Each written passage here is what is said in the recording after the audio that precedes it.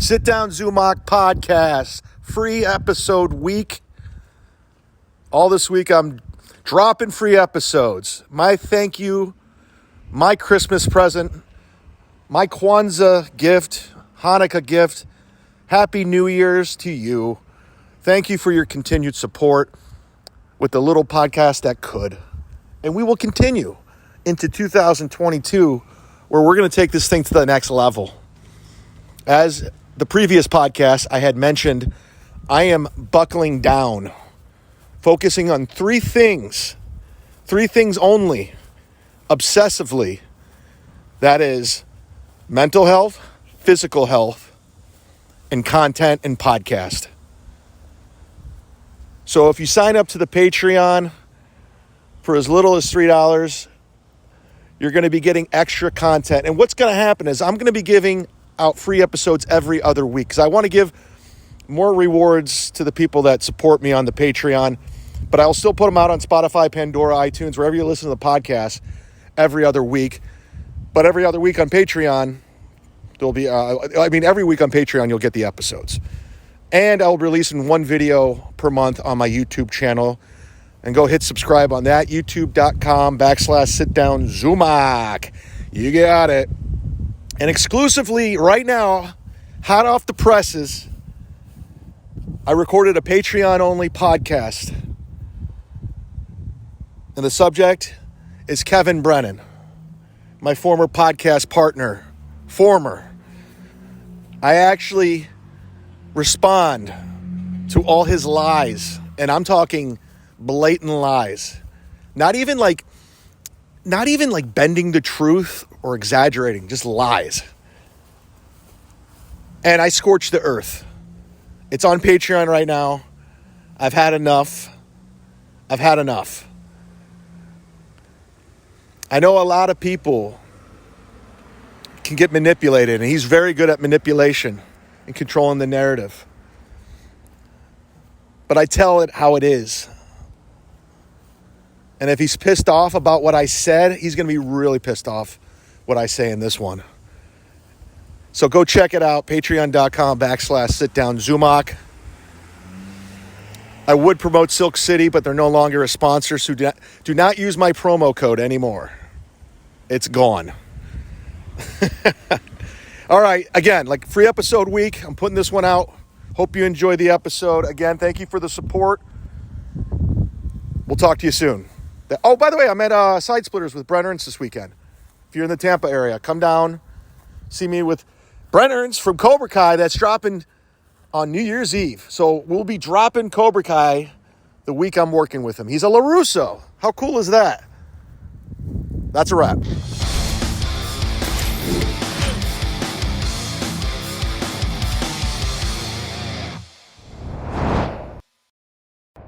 All right, Sit Down Zumock podcast in full effect, coming live and direct from Tampa, Florida.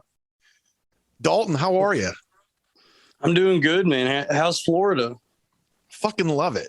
I love it. It was the best decision. I was moving to New York before the pandemic. I was moving out of LA to New York, and I said, New York's going to be a shithole for a long time. So I just said, I'm going to Florida. Yeah, New York sucks right now. And everyone here is in an alarming amount of denial about it. I noticed that. Yeah, because I talk to people and I'm like, does it seem to you like this city fucking sucks right now? And they go, no, I think we're back to normal.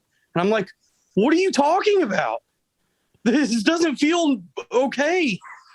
Yeah, I heard Mark Norman talking on a podcast. He's like, New York's back, baby. Then I talked to my one friend. He goes, I'm getting the fuck out of here. It's crazy here. He goes, I just saw a dude beating the shit out of a woman on a street corner. He goes, I'm afraid to go out of my house. Yeah, that's honestly what's going to end up happening is like, I'm seeing it happen is slowly but surely. It's going to start with the homeless. They're going to start getting rowdy. They already are. And then it's going to work its way up to like Jamaicans in St. Lucian and Crown Heights. It's going to work its way through the poverty line until it finally reaches comedians, rich kids. You know what I mean? Where's comedians going in the line? Is it above Jamaicans?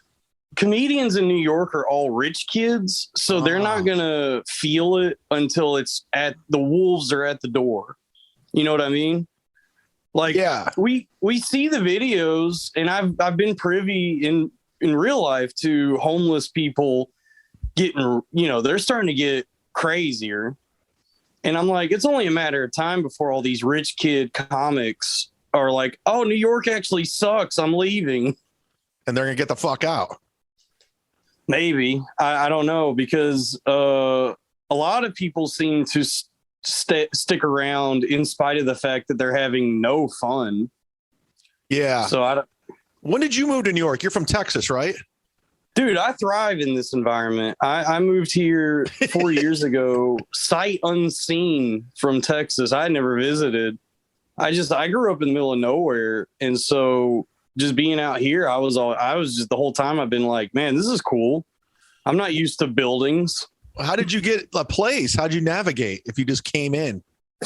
I knew there was a comedian I started with from Dallas who, she's crazy, and she had tried LA, and she failed, and then she moved to New York. So did I. Yeah. I tried LA and I failed. You're smart, because you landed in Florida, which is smart. You got to go where I say always go where the Jews are. Wherever there's Jews, that's why I picked New York. You've always said that. Yeah, I've always said that. New York, Florida, California, Los Angeles, just wherever there's a dense concentration of Jews. Follow the Jews and then crucify them. Mm-hmm. You've heard the expression, the almighty dollar. Oh, yeah. Well, who owns the dollar but the Jews? They probably came up with that. Yeah, they probably invented the expression and corrupted us with it. So if you were living in Texas and all the comics are moving to Austin, how come you didn't go to Austin? No, that wasn't happening 10 years ago. Oh, okay. No, Austin has turned into the faggiest city in America over the last 2 years, because what Austin used to be was an artist community. It was like where poor people lived and played music and did comedy and experimented. And then industry saw this happening and said, wow, what a thriving ecosystem of creativity. And all this industry started moving into Austin. And so then what ends up happening is Austin is a weird place. So then now Austin has a slogan, keep Austin weird. That's the beginning of the end. Now they got shirts. They got merch. The city itself has merch now. So we're done. It's over. And over the years, it's just gotten worse and worse until now it's just a tax haven for Los Angeles. What was funny is I performed there like about 2017. It was me, Jim Florentine, Sam Tripoli, and Brody Stevens. We did like a Texas tour. And I remember being so unimpressed with it. And we stayed in an Airbnb and it was just homeless people everywhere. I go, this place sucks. Let me tell you what I'm doing. This is a funny story, because these art communities go unnoticed until they're noticed. Right. And so what Austin used to be, there is a town like that in Texas, and it'll never get taken over because it's where I went to college. It's a little town called Denton, Texas. Denton, Texas. Yeah, home of the University of North Texas. You might have heard of Mean Joe Green. Yeah. Yeah, he's the reason we're called the Mean Green. Really? Yeah. And so that's where I went to college, and that's a true artist community. Nobody has any money. Rent is about $300 a month. The drinks are about $1. You can get a vodka soda for about $1 anywhere you go.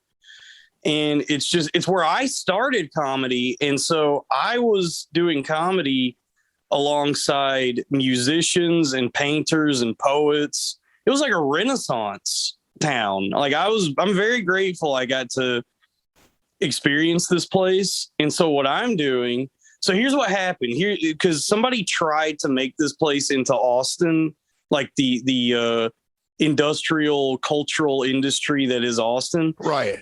Are you familiar with My Name is Earl? The TV show? Yeah. Yeah. Do you know that actor, Jason Lee? Yeah. Okay. So at one moment in time when I was still going to college there, he moved to that town and bought a farm and was buying up all this like real estate in the town square. He bought a bar and he was trying to do what Rogan is doing to Austin right now. And the town itself collectively got together and said, fuck you, dude. Really? Like they didn't care about his celebrity status or any of that. Everybody was clowning on him, writing articles about how much he sucks. And I remember when I was just walking through the square one day, I saw him and I was like, wait, my name is Earl? What is he? I didn't know anything. Yeah. And I go into this bar, Andy's bar, and I go to the bartender. I'm like, yo, I just saw fucking My Name is Earl out there. And she goes, Jesus Christ, that fucking guy. Wow. They're like, So, fuck you, Hollywood. Yeah. So what I'm doing is in January 16th, I'm taking my show, The Loud Boys, along with Comedy Fight Club to that very bar, Andy's bar in Denton, Texas. Let's plug them right away. I hate when people plug at the end. So plug your podcasts and your Twitter and everything else. Yeah, the podcast is called The Loud Boys. We're on patreon.com/loudboys. Free episodes are up anywhere you get podcasts. Are you Patreon exclusively? No. We do a free episode on a Patreon, and we are buddied up with Louis J. Gomez. We record at Gas Digital, and we work alongside his network. So check his shows out too, but mostly check ours out. And And you're on Apple, iTunes, wherever you get podcasts. Yeah. So on the Patreon, we just did a live show at the stand. That's actually going to be up on the Patreon Monday. You just had Karen Freehand on? Yeah. We've had some great guests. Kurt Dan Metzger, Soder, Mike Figs, Mark Norman. Hey. He's been on my podcast. Yeah. Soder. Yeah. Go hit subscribe. Brian Long. Yeah. It's a fun show. I got to tell you, the reason why I wanted to have you on, I think you're a funny guy, dude. Like, because I didn't know much about you until we did MLC together. And I did, you know how you just go down loopholes on YouTube and shit. I watch a lot of your stuff and you're making me laugh. So, and I'm. Well, you want to know why no one knows who I am? Why? Because that's on purpose. I keep my head down for the most part. And then I popped up over the last year just because I felt like it was time, like I was presented with the opportunity and I just started running with it. But I come from kind of the same school that I think you and a lot of guys do, because I started in Dallas at a time before all this podcasting shit was really going off. Right. Before comedy became part of like this weird industry of culture that it is now. Yeah. It was just the road. It was a club thing. So I'm from the school of, you drive out to fucking Tulsa to the loony bin. You sleep in a shitty hotel or a condo. Shitty condo. You do awful shows all weekend with a guy that you don't respect. Jesus Christ, you just described my whole weekend. Yeah, and then at the end of the weekend, you have a very lovely conversation with the bartenders, and you hand them a stack of money, so they'll invite you back. Yeah, and I enjoyed it. I didn't get to do the road a lot when I was in Dallas, but every time I got to do that shit, because that was what I was always attracted to in comedy, was comedy, actual stand-up comedy. I loved it. And then I moved to New York, and what's in New York but rich kids who grew up with nonsense? They don't know a goddamn thing about stand-up. Yeah, man. Yeah, young comics, man. There's so many. It's a different world, the road, compared to like New York and LA. It is a different fucking road. Well, have you done Laugh It Up Poughkeepsie or Mahoney's? I have not. I was just there with my show, and I was talking to the manager there. It's a club in a hotel conference room, which is most of the rooms that I will do. Mm-hmm. And the manager is a cool fucking dude. Yeah. And I was talking to Robbie and Joe saying, this is so cool. Like, we get to do the road, and they just didn't get it. And they were nervous the whole time. And I said, guys, all we got to do is have fun, be nice, remind the audience to tip the waiters and waitresses, and then hand the way. And then they couldn't wrap their heads around this. I said, and then at the end of the night, we go to the bar keeps and say, hey, here's $50. Thanks for having us. And they were like, why would you do that? And I go, because they need babysitters. Yeah. I'm like, well, I don't understand why this is so hard. This is a very human thing to do. I think I work a lot. I worked a lot at road gigs, and I was always invited back just because I treat the wait staff like human beings, and I hung out with them and I tipped them. But there's a lot of comics that don't understand that. Well, nobody wants to admit this, and I'll get back to my plugs here in a minute. Nobody wants to admit this, but the job of comedy on the road, and I enjoy it, is to be kind of a carny. You're selling cocktails and chicken tenders to drunk assholes. Right. It's fun, dude. I enjoy it. Can I tell you something? Sure. When I was starting doing open mics, and when I finally was emceeing at Hyenas in Dallas, Fort Worth, and all that, they got this thing there. It's genius. It's a genius way for the bar to make money, and it's humiliating for an open micer. It's called the blowjob shot. You know what that is?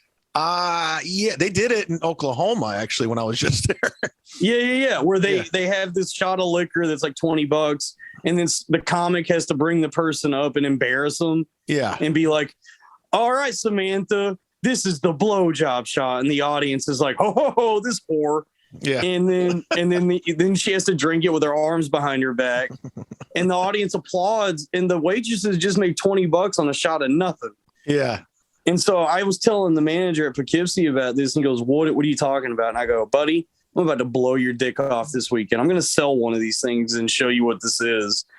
And so I was like sitting at the merch table, really just pushing this blowjob shot because I wanted to make one of my friends do this. Yeah.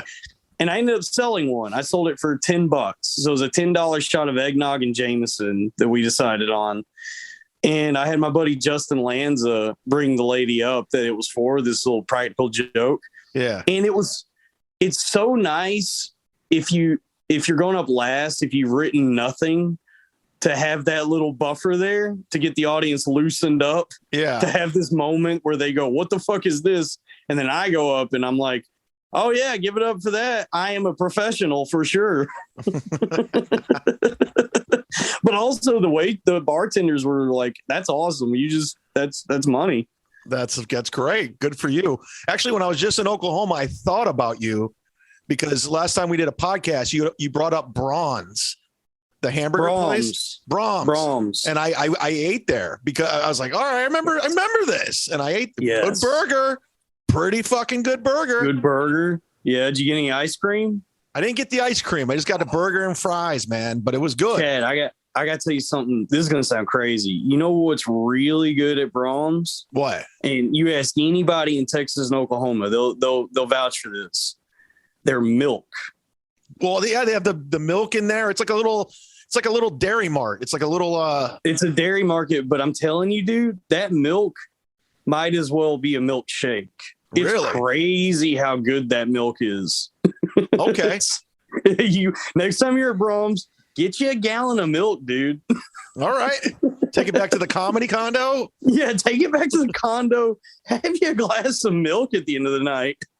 All right. Hey, listen, you weren't wrong about the burger, so I'm sure the milk's going to be fantastic. And the ice cream. Oh, the ice cream I love that place, dude. I love regional fast food.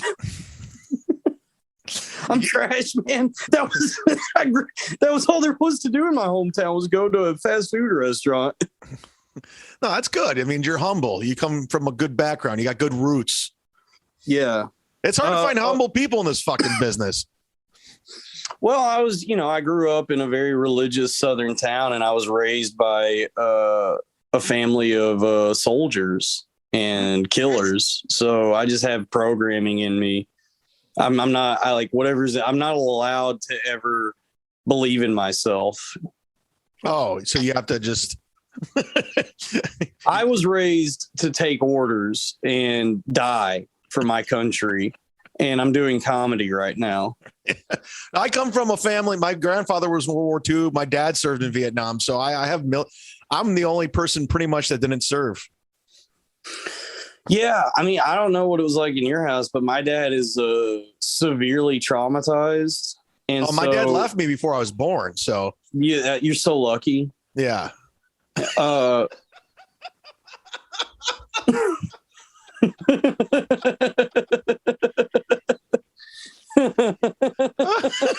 Yeah, you're right. I'm pretty lucky.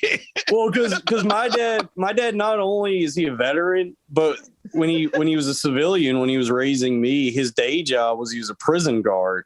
Oh, Jesus. So he raised me like it was like we were in prison. And did he hit you?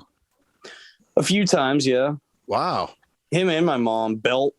Yeah, I've gotten the belt. Yeah. I know how that goes. Yeah.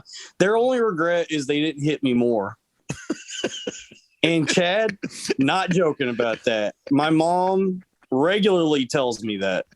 She said, we did not hit you enough. And I'm like, how could you say that to your son? Jesus Christ. Yeah. I think that's why you fit in so well with the Legion of Skanks, because you have that military background. Oh, yeah. I'm always at war. Constantly fighting on Twitter. It's great. Luis J. Gomez literally sanctions podcast wars. So I guess I just recreated everything from my upbringing. I thought that was really ballsy of you to go on Legion of Skanks and say to Dave Smith's face that Kevin Brennan was funnier. Oh, Jesus Christ. I didn't realize how sensitive both of those guys are. I wouldn't have done that if I knew. I mean, the repercussions, weren't you banned for life or something? No, there was never anything. I just look like a jackass because they couldn't handle a little ribbing, or not really them. I think I don't know what's going on. Chad, I don't understand the world we're in right now. Right. Everybody's taking themselves too seriously. I understand, man. People are sensitive. That's one of the reasons why I got the hell out of LA is because I came in there with that ball busting attitude and no, it did not go over well at all. But it's not, by the way. Yeah, yeah. Okay. So that's LA. There's people in New York who I think are pretending to be like they're from New York, but can't handle ball busting. Yeah. Even if they grew up here, I'm like, but you dish it out, but can't take it.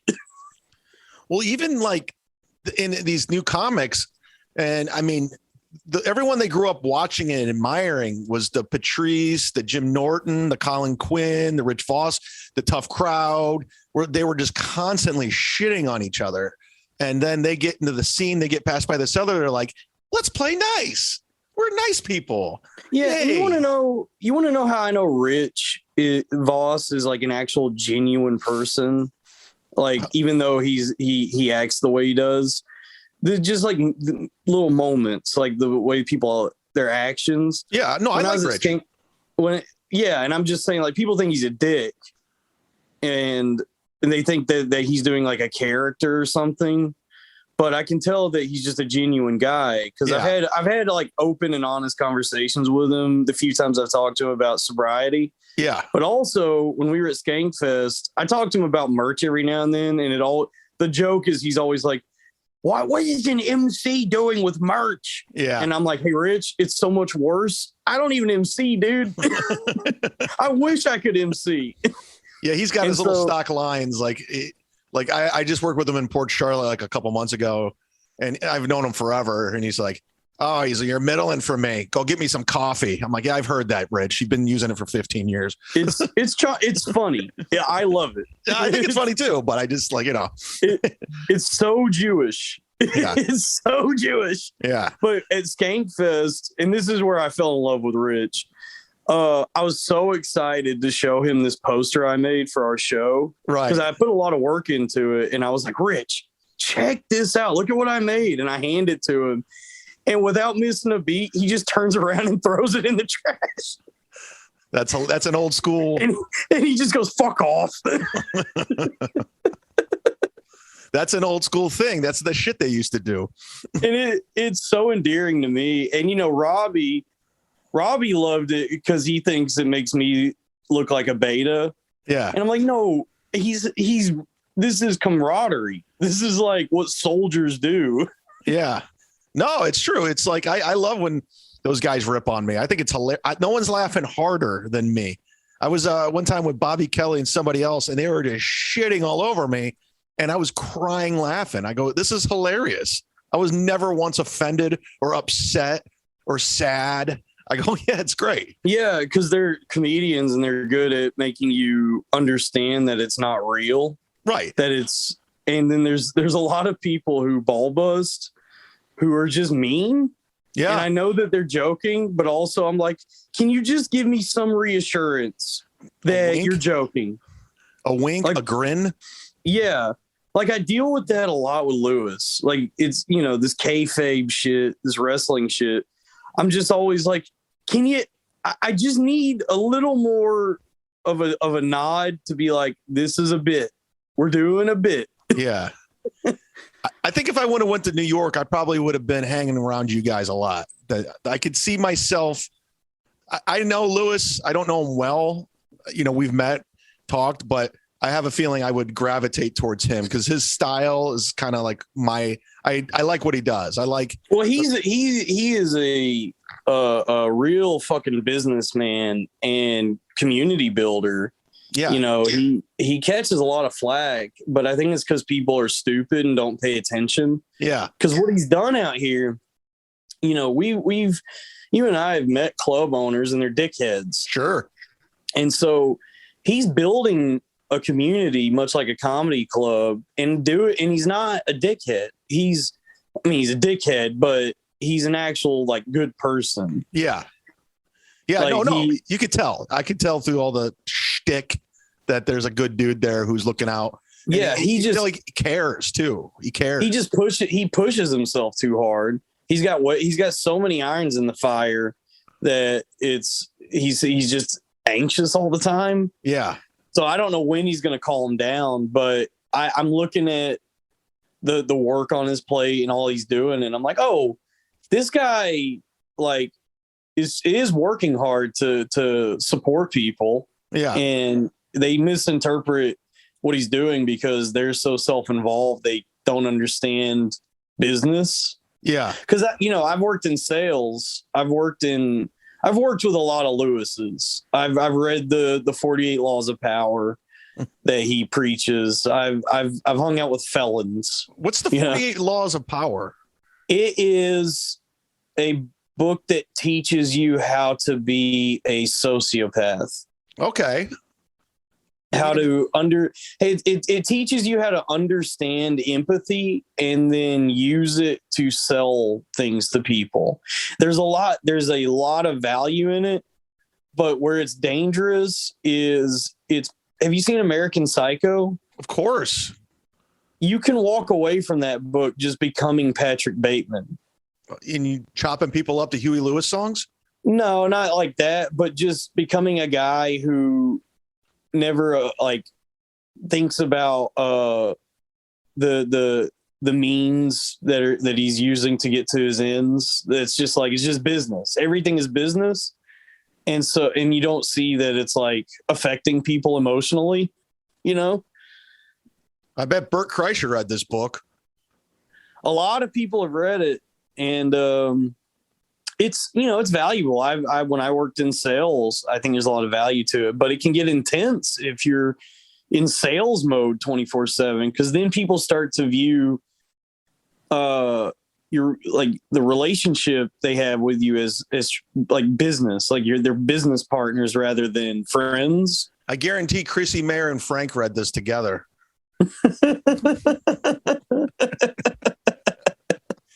So that's where his head's at. He's in business mode. Right. And I'm not a businessman. I understand it, but I just like doing stand up and hanging out with people. And I would like some stability at some point in my life, but you're still a young guy though. How old are you? I'm 28, but my life has really fucking sucked. I thought you were enjoying yourself. I am now. Yeah. Not like nowadays, but man, up until probably November, it was just a series of tragedies and grief. Yeah. When was the last time you did acid? Pretty skank fest. Oh, okay. Yeah, November 7th through the 9th. Did you get COVID at Skankfest like everybody else? No, I got an ear infection. Oh, that's kind of cool.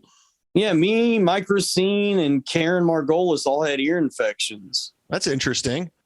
Yeah. How the fuck? I don't know, man.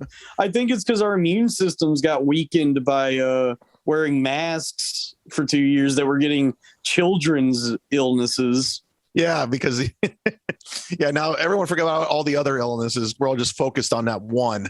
So now that it's all going to creep up on everybody. That's hilarious. I want to do Skankfest next year. I'm like kind of arrogant. Like I feel like I should be asked. Like I shouldn't have to submit or ask. No, Chad, I'm fucking telling you, dude. You're like thinking too hard. The truth of it is, the three people that make up the board of directors of Skankfest, and when I say board of directors, I'm using that word as a placeholder for the carnies that take this show on the road. Yeah. They're really busy. So you would have to say something. You would have to reach out. Yeah. And I know Rebecca and I know Jay's girlfriend and then Lewis, but I was like, I've been around. I've got some credits. I'm in the mix. I'm past but you're in clubs. Florida right now. You like they don't know you exist right now because we're all up here. Yeah, in this miserable hellhole of New York. It's nothing. You're being a dipshit, Chad. You're being arrogant. Yeah, and you're taking yourself too seriously. Yeah. Well, I did it. I'm sorry. I shouldn't talk like that. You're fine. I did it 1 year when I was in when it was in Brooklyn. I did it the last time it was in Brooklyn, but I didn't like. I wasn't asked to do it. I just showed up and they started putting me on all kinds of shows. But I was like, I want to be on a flyer. Yeah, I want a wanted poster. I've always struggled with that since I started. Was like I never want to ask to be on shows. Same. And the more and more I do this, the more I'm like, I get. You just have to ask people. You have to email them because they don't even know. They're not even thinking about you. They and it's not even to do with anything other than they got too much going on. Yeah. Because I did that with Frantic up here. Like I'm friends with Karen Feehan and Aaron and everyone at the stand, but that show was booked months and months ahead of time, and it's just a busy place. So I had to pester Karen for a while, being like, "Hey, can you please book me for Frantic?" Right. And I just kept asking her, and I finally got booked for it. She put in a word with Patrick, and I went up first in the night. Had a great set, and I said, "Thank you. That is all I needed. That's it." I'm like, I won't bother anyone anymore. Yeah, I did Frantic. I did it when I was in New York last. I don't know when I'm coming back. I'm not vaccinated, so that's a problem. Yeah, that too. The world's in turmoil, dude. I got to tell you, this all ties into plugs. We'll get back to plugs now. Yeah, let's back to the plugs.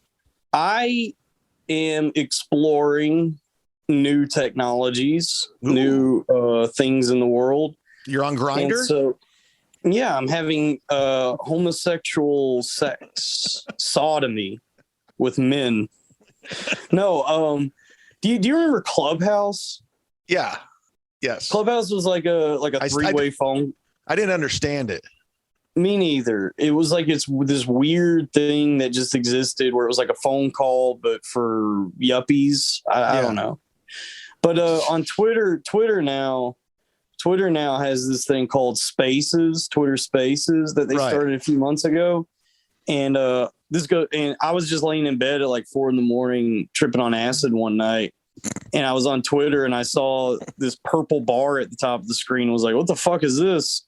And I clicked on it, and it was a space being hosted by some whore in Montreal, some comedian who was talking about that she likes to get nutted in. Oh. Nut mommy. Shout out to @sexy on Twitter. Is that her name? Check her out. Yeah, @sexy mom. She's a comic? She says she is. And She just kept talking about, she was like, I like to get nutted in. And I go, yeah. Nut mommy, is it? You like to get nutted in? What city did you say you're in?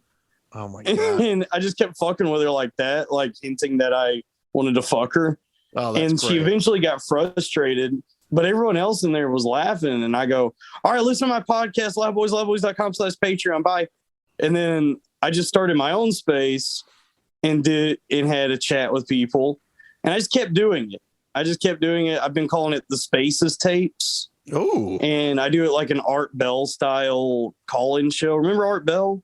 No. Or George Norrie even. Are they radio guys? Yeah, AM. Art Bell. Let me look. Art Bell was like a late night conspiracy talk show guy. Okay. And he was just really good at talking to those people. And he was never condescending like Bill O'Reilly or any of those guys. He was just like a dude who was good at radio, like Opie and Anthony, except he talked about aliens and Sasquatches. And I always loved that show because we moved around a lot. And so I was always in my dad's truck listening to it while we drove from Georgia to North Carolina to Tennessee, finally to Texas. And so that's what I've been doing with it. And I've just been playing with it for the last few months, building an audience. So how do people find you? How do people find you? So you can find me on Twitter at newdalton69420. Follow me there, and I will be hosting Spaces Tapes whenever I'm bored in my bedroom. And tripping on acid. But I tell you, that all leads into this, because the whole time I've been doing this, like a lot of my friends have been giving me shit about it. What's like, the handle again? New Dalton? It's at newdalton69420. 69420. Yes. I got plugged in my phone. You actually have you got some good followers here. Yeah, I've been a madman on there lately. I'm trying to confuse the algorithm. That's my big project right now. If you'll notice, my profile picture is me as a juggalo, and my cover photo is Tony Soprano on the cover of Tool's Lateralis. So right there, that's already too much. You think that's gonna make the algorithm go? I think that's going to confuse a lot of people already. And then all of my tweets are just insane. So the algorithm doesn't know what I am. Unfuckable narcissists have ruined autism. You're not autistic, just an asshole who happens to collect toys. So you're all over the place. I'm all over the place, dude. I've been talking about calculus, juggalos, ICP, linguistics. Jesus Christ. It's crazy. And it's working. You know, because here's the thing. The whole time I've been doing this shit, all my friends are like worried about me. They're like, what are you doing? What is going on? And I'm like, I'm having fun and trying to promote myself as a comedian. And the whole time I say, guys, whatever you think about the guy, we saw Dane Cook do this when we were children. We watched him log on to MySpace and build an empire by having fun on the internet.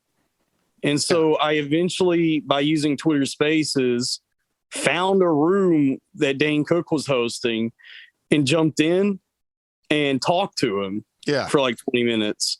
And Chad, he is insane. I know Dane. Do you know him? Yeah. Yeah. What do you think about him?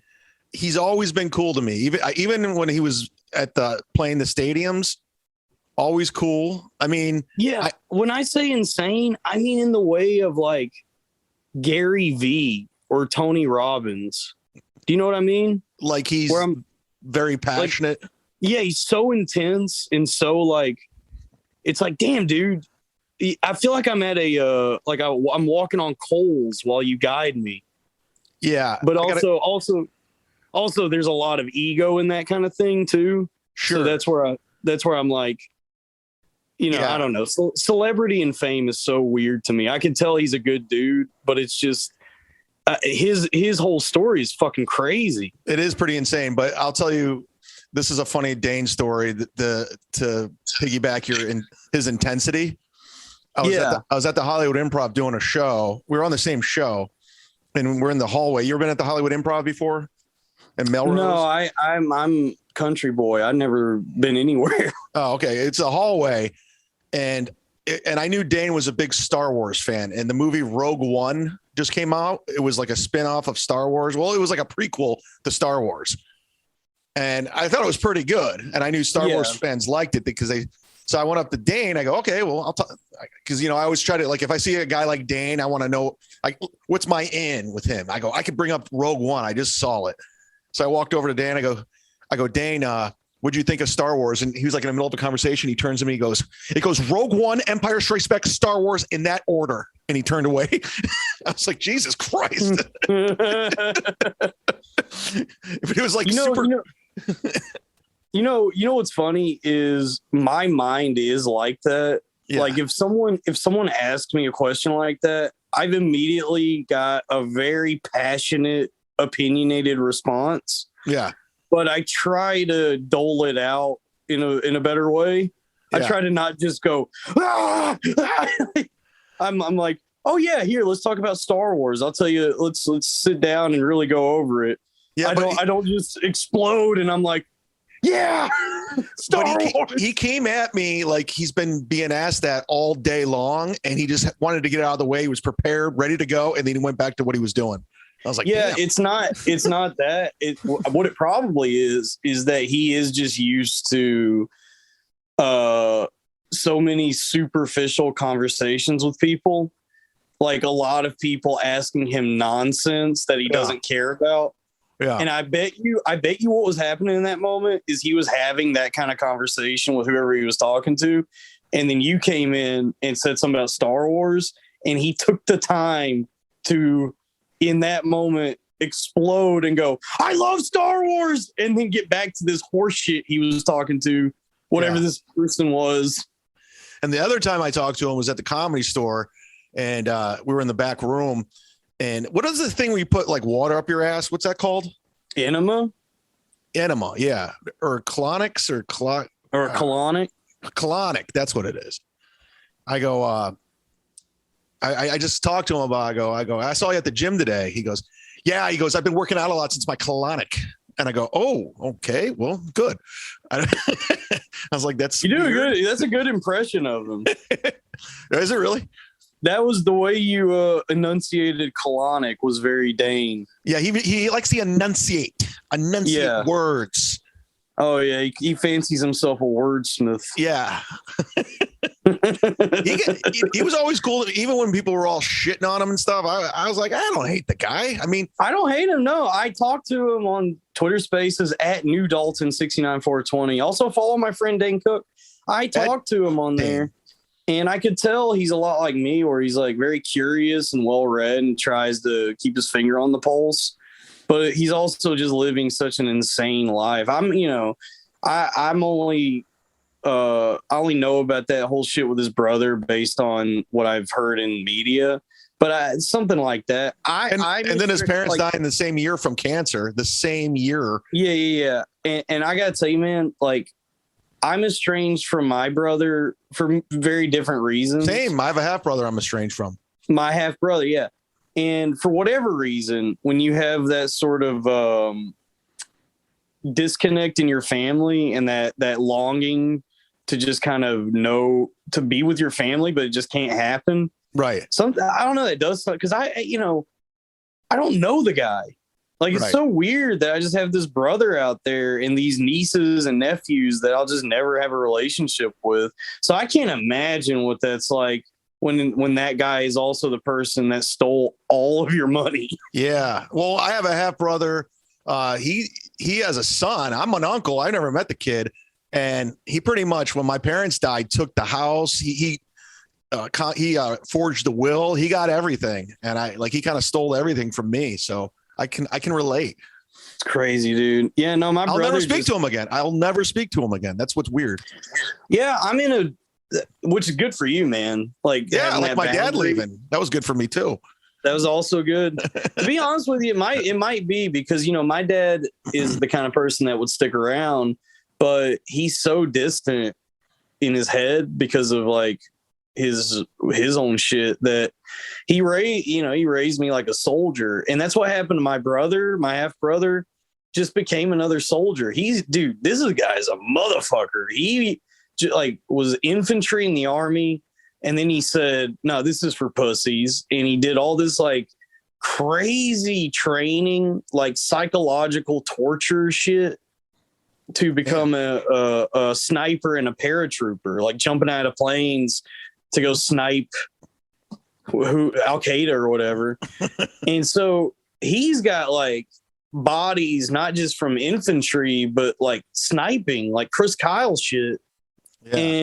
And now he's a cop. My dad became a prison guard. My brother became a cop in just a small town in Georgia.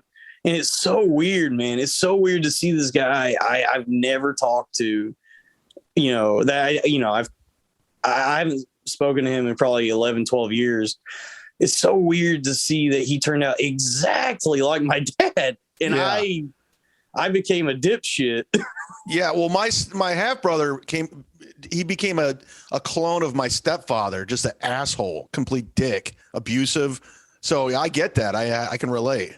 I understand. Yeah. And I will say I did try to reach out to him recently. This was probably a month ago. I called him and we talked for 15, 20 minutes about nothing. And this is where I can tell he's my brother, because we immediately just started talking about conspiracy theories. Yeah. So, I walked away from the conversation at least being all right, well, we're related. That was nice that we just were able to do that and talk for 20 minutes about why there were so many fireworks in New York at the beginning of COVID. Remember that? Yeah, of course. I didn't know we talk conspiracy theories. Our Patreon number is going to go up like Tim Dillon. Oh, I think they're fun. I think it's a fun way to do a little creative thinking. You just can't take it too seriously. Yeah, no, I'm with you on that. That's why I try to come up with really stupid ones, because then I hope people can see that I'm joking. Right. Louis J. Gomez is gay. Louis J. Gomez is gay. That's what the J stands for, is gay in Spanish. Yeah, jerking off men. J stands for jerking off men. Jerking off men. Louis jerking off men Gomez. No, I have a. Someone's going to clip that. Someone's going to clip it and tweet at Louis. That's going to happen. I'll tell you the conspiracy I'm working on right now. Here's the fun one. I think what we've all been waiting on as far as COVID goes, all of this, and it's very simple. This ends when one person dies. Mm-hmm. You want to guess who that is? I'd say Ted Alexandro. Good point.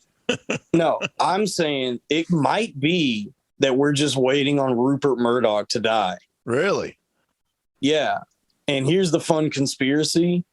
I didn't know he was still alive. I got him confused with Roger Ailes, who was the head of Fox News, who did die. I got him confused with Roger Ebert.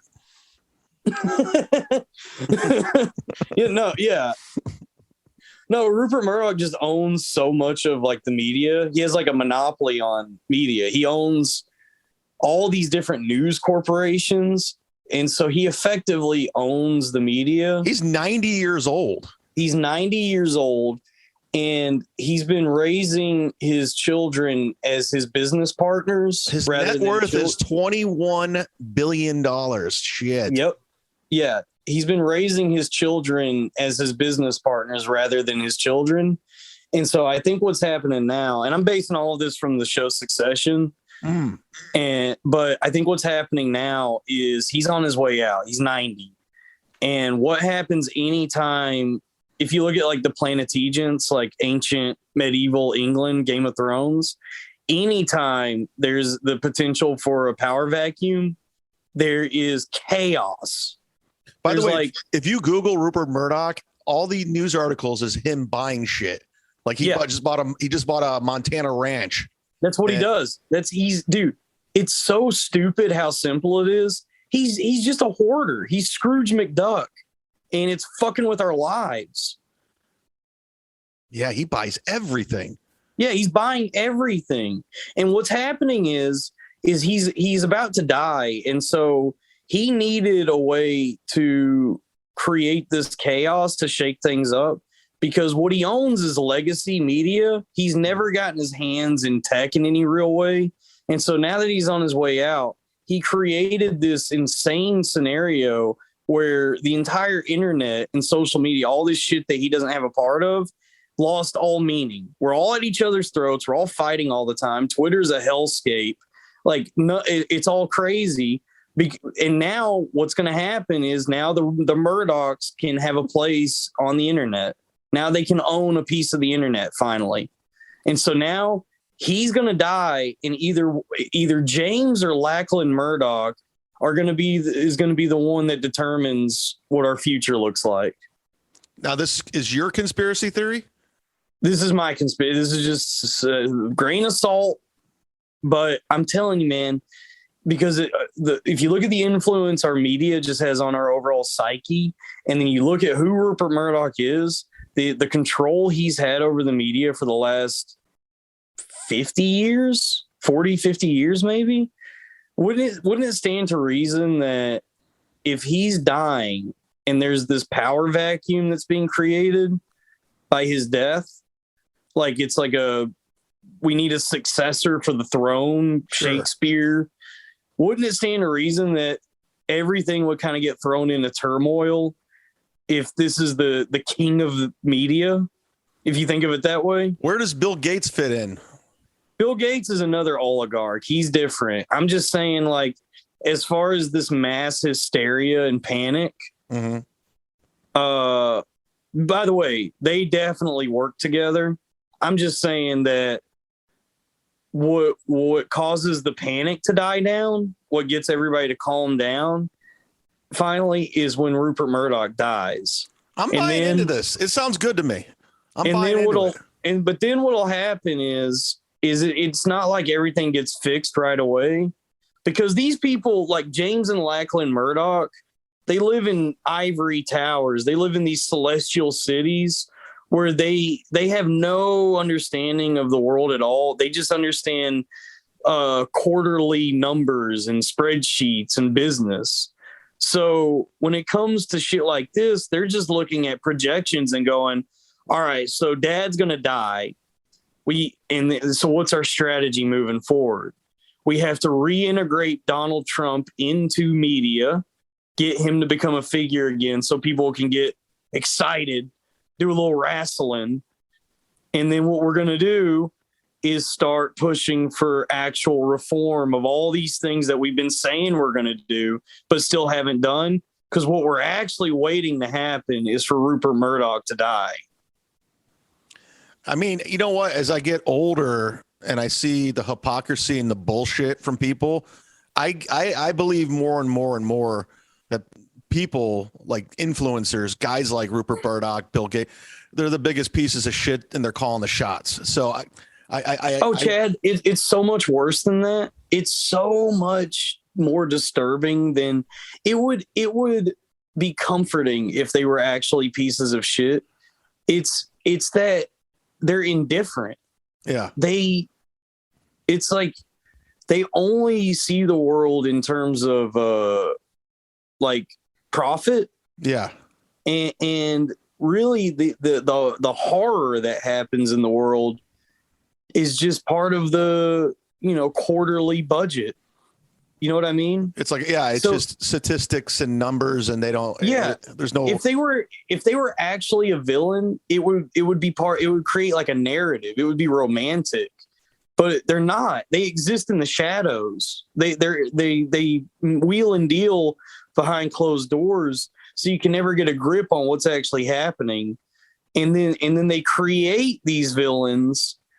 These people that already exist, they just use them as pawns on a chessboard so that they can keep making money.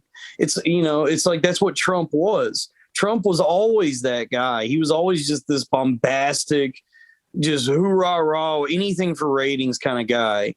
And so if you own the media and you want to really do numbers and ratings, wouldn't you get in bed with a guy like that and make him the president? Wouldn't that create a ratings boom for the next 4 years that people just have never seen before. That's why I think he's coming back in 2024. And That's what I'm telling you, dude. That's what I'm telling you is when Rupert Murdoch dies or it finally retires, they're going to start showing us Trump again in the media. And then by 2024, if he's not running again, he's at least going to be a presence in media and politics. Do you think Rupert Murdoch read 48 Laws of Power? He might, dude. He might have just been born knowing that. This dude's crazy. This dude, you could fall down a rabbit hole getting into this guy because he's a riddle wrapped in a mystery, wrapped in an enigma. He's been around forever.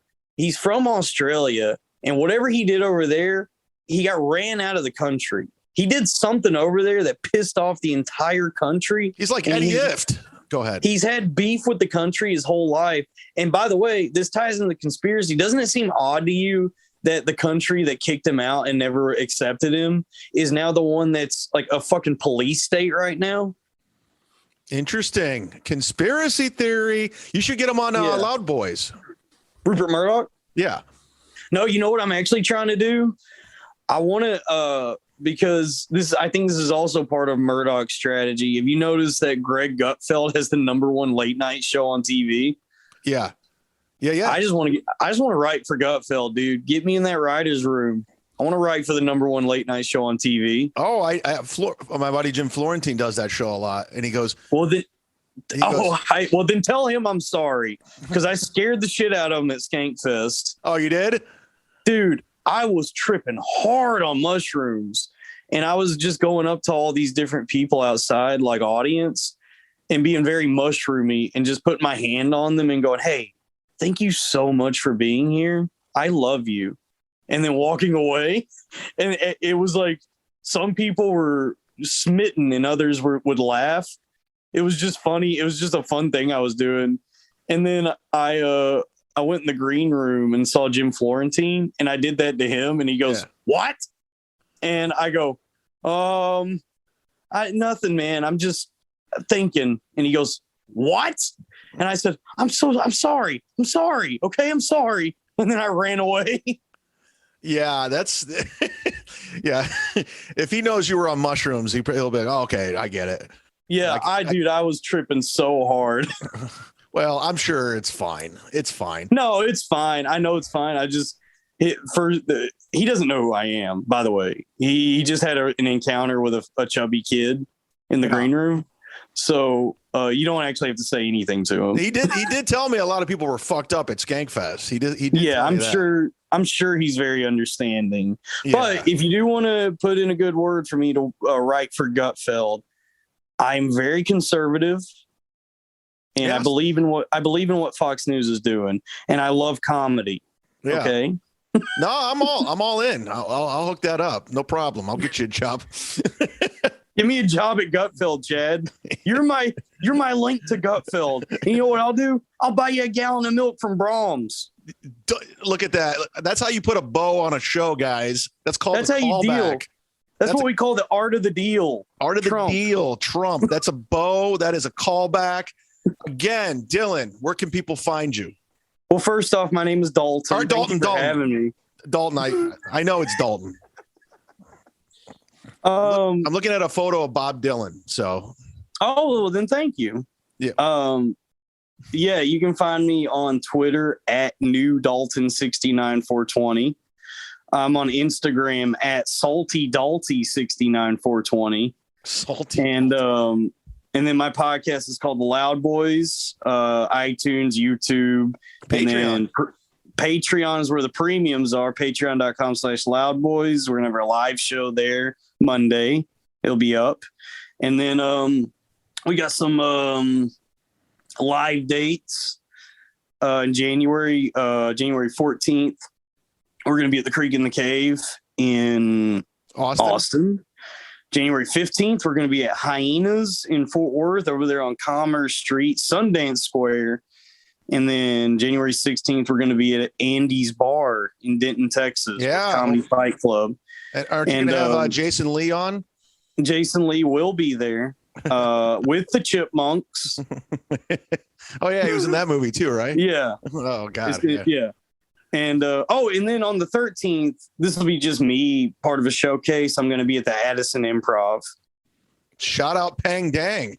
Shout out Pang Dang. Shout out Sean Trainer. Shout out Raymond Cook. Raymond Cook. There it is. You've been there? I do Houston and Addison. Or you say you're going to be in Addison? Yeah, Addison. Arlington is the one. Oh, Arlington's the Black Room. Who are you working with? I worked with Godfrey there. Yeah, that adds up. That checks out. Yeah, I was the white opener for a while for Godfrey. Trust me, Chad, if you're getting booked for the Arlington Improv, you are the white opener. I am the white opener. It's pretty... No, but I'm saying any white person that's getting booked for that place, somebody needed a white guy. That's the only reason. Yeah. Like Bruce is in town and he needs a white guy. Well, Godfrey, like we're good friends and I could handle those urban rooms well. So. Oh, okay. I didn't know you knew him. I'm friends with him. Yeah, no, okay, I toured with him guys... for like years. I was his opener for a long time. Oh, okay, then that's different. I'm sorry. Because there's guys who will come through and they'll just tell the club, find me a funny white person. I need a white person to open for me.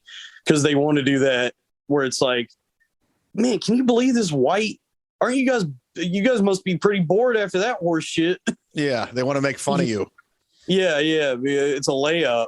Yeah, fucking Avion Crockett, you cunt. He did that to me at Cleveland Improv. I'll never forgive him. I hope he dies from COVID. You'll never forgive a guy named Avion Crockett? No, because I feel like he can do no wrong based on the name alone. He wouldn't even let me into the fucking green room, cunt. Oh, I've worked with guys who are like that. That's fucking crazy. I've never understood that. It's camaraderie, right? That's why we got into it. I'll tell you this. For a guy like Avion Crockett has no right to do that. Now, a guy like Bob Saget, I could see wanting his own green room. You know what I mean? Very nice. He's very friendly. Because at Skankfest, I went to go in the green room and somebody was sitting outside and he goes, they're not letting anybody in there. And I go, oh, who's in there? And he goes, Bob Saget. And I go, oh, that makes sense. Now, if it was Dave Coulier, that's a different story. If it was Dave Coulier, I would have busted the door down and said, cut it out. All right, Dalton, I appreciate you doing the podcast. Leave a 5-star review on the iTunes, and I will. If you ever come to fucking Florida, hit me up. I absolutely will. I love Florida. And I could hook up some gigs, too. Maybe I could do a little Florida tour. Yeah, when does this come out? Tuesday. And is it free or premium? I do Patreon, and then a week later I release it. Okay. Yeah, I'll be sure to share it then. Yeah, I'll tag you in it. That'd be great. Okay. Yeah, for sure, man. All right. Stay safe, and I will talk to you soon, man. All right. Go to Brahms. Brahms, baby. Sponsored by Brahms. Get Silk City hot sauce at Brahms. Use the promo code ZUMOCK for 15% off. Good night.